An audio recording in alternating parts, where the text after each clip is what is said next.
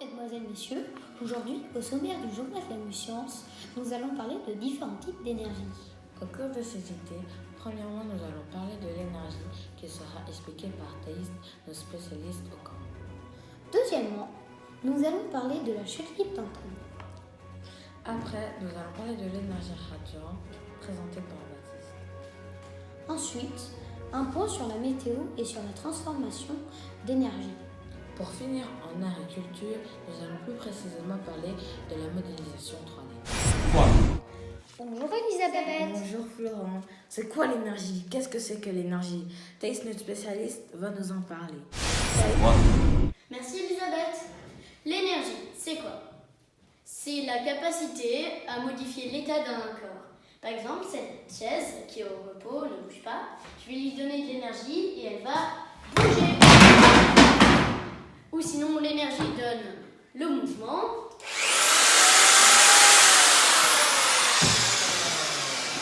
Peut aussi produire un rayonnement électromagnétique ou de la chaleur. Merci Thaïs.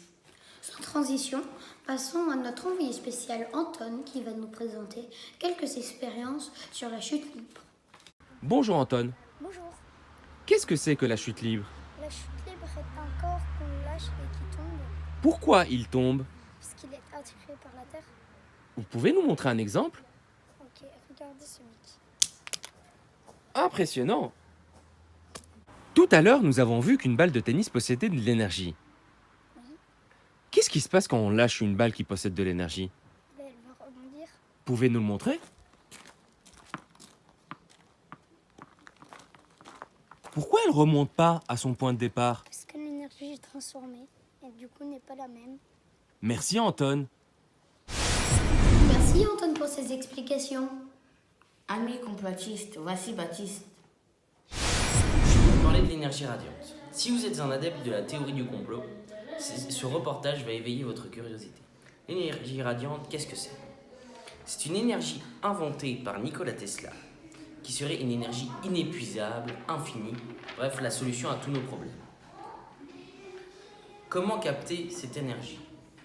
Notre cher Nikola Tesla a inventé la bobine Tesla qui capte la foudre et convertit cette énergie en une autre énergie. Mais pourquoi on n'a pas accès à cette énergie qui serait une aubaine pour l'humanité?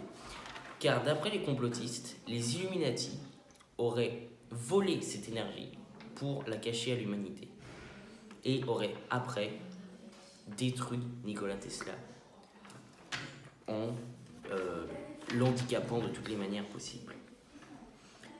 Et est-ce que l'énergie peut réellement être infinie? Alors non, car c'est le deuxième principe de l'énergie, c'est qu'elle est limitée. Et on peut facilement le démontrer grâce à un pendule. Vous voyez ce pendule? À un moment,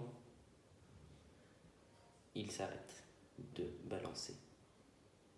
Merci Baptiste pour vos explications. Et maintenant, la météo présentée par Céline. Bonjour à tous. Maintenant, la météo. Le soleil brillera toujours généreusement dans un ciel fort peu ennuagé. Une journée quasiment identique à la précédente, donc à ceci près que les températures en légère hausse deviendront caniculaires pratiquement partout. Maxima 28 degrés à Bruxelles, 26 à la mer et 29 à Pointe-Saint-Hubert. Pensez donc à boire beaucoup d'eau. Temps idéal pour la production d'énergie photovoltaïque, surtout à midi. Malheureusement, peu de vent pour faire tourner les éoliennes. Pensez à installer des engrenages. Pareil pour nos centrales hydroélectriques qui sont toujours asséchées. Et pour finir, parlons de la modélisation 3D. La modélisation 3D est une technique inventée début des années 1900. Le but étant de faire idéal pour faire des économies de crayons et de papier. Voilà car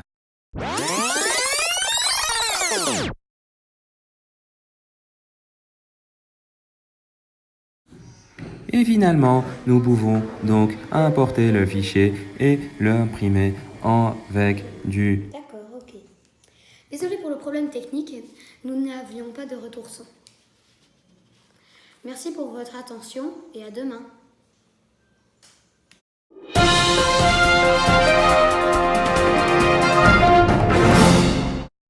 Si vous croisez un vieux chien de la race des Border Collie répondant au nom de Luna, faites attention et appelez directement la police. Attention, un vieux pervers traîne autour du bâtiment depuis quelques jours.